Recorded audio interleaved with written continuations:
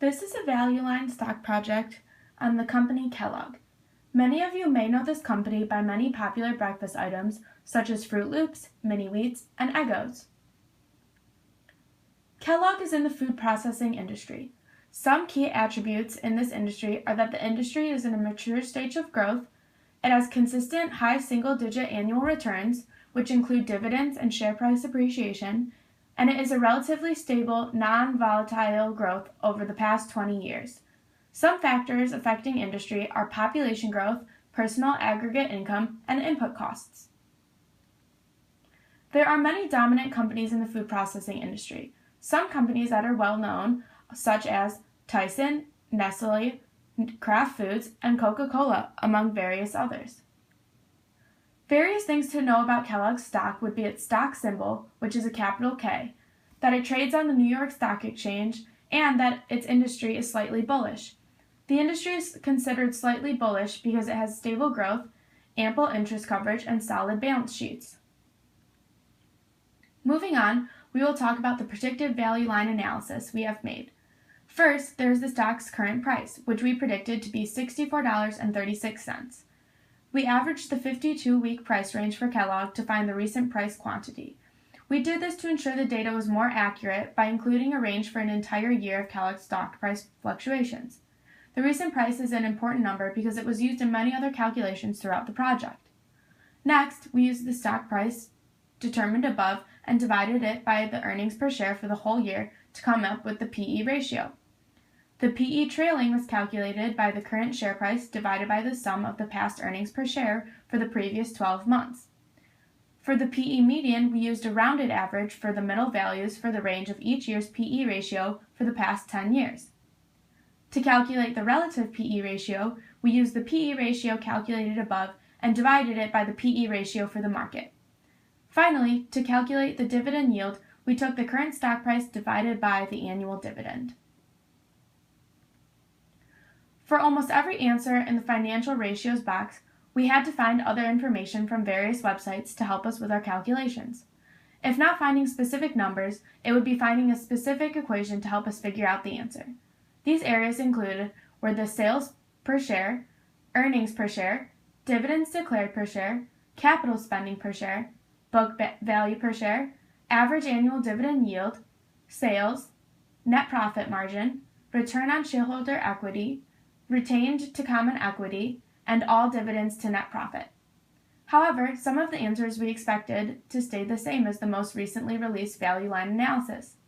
These boxes included the cash flow per share, the common shares outstanding, the operating margin, the depreciation, the net profit, the income tax rate, the working capital, the long-term debt, the shareholder equity, and the return on total capital. One other way we had to calculate some of the numbers was by pure estimates and predictions. These subjects were the average annual PE ratio and the relative PE ratio. Many of the capital structure boxes were purely predictions and estimations. However, some of the numbers we were almost positive would stay the same. These numbers were the debt due in 5 years, the long-term interest, the pension assignments, the pension assets, the obligations, and the PDF stock. To find the quarterly sales, we simply used an estimation for quarters 3 and 4. After that, we found information on the totals from quarters 1 and 2. The summary box talks about 4 things: how Kellogg is currently doing, their recent developments, their potential plans, and if it is a good time to buy their shares. First, we have their current status.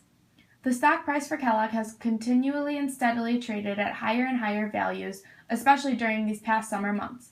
This steady increase may have been a result of an anticipated buyout of Kellogg by an even larger food processor. However, this is not looking likely.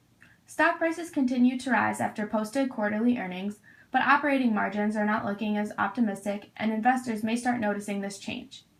Next, we will talk about Kellogg's recent developments. Kellogg's profits are negatively affected by unfavorable currency trading trends.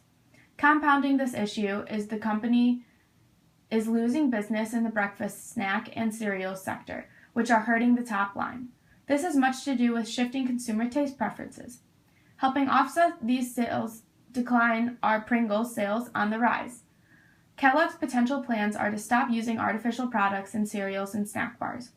This shift has much to do with shifting consumer preferences for meals and snacks with less processed ingredients. A cost-cutting plan that has been several years in the works is focused on refocusing its products and creating newer, healthier options. Finally, you may be wondering, is it a good time to buy Kellogg shares? This stock is trading slightly lower relative to the rest of the market and is predicted to do so for the next year. However, it is also predicted to break that barrier and trade either with the market or slightly higher than the market in future years. Although increases in price are small, the stock's price stability is very consistent. The timeliness number indicates long-term estimates stock price performance for about half a year to a full year. That being said, this number most likely will not change in the near future. The safety rank indicates how much risk there is in buying Kellogg Co. stock. This is also measured in the long term, so this number will most likely will not change in the future. The technical rating is used to predict a stock's short-term price change. It also takes into account the price volatility of a stock. Since we predicted earlier that the stock's price would increase, we predict that the number will change from 3 to 2 to show that the stock's price is more likely to increase. Kellogg consistently gets a financial strength of A, and there are no major changes in the market or its company to change this. Kellogg consistently gets a price stability rating of 100, and there are no major changes in the market or its company to change this. Kellogg consistently gets a growth persistence rating of 45, and there are also no major changes in the market or its company to change this. The challenges this company faces are offset by potential areas of growth.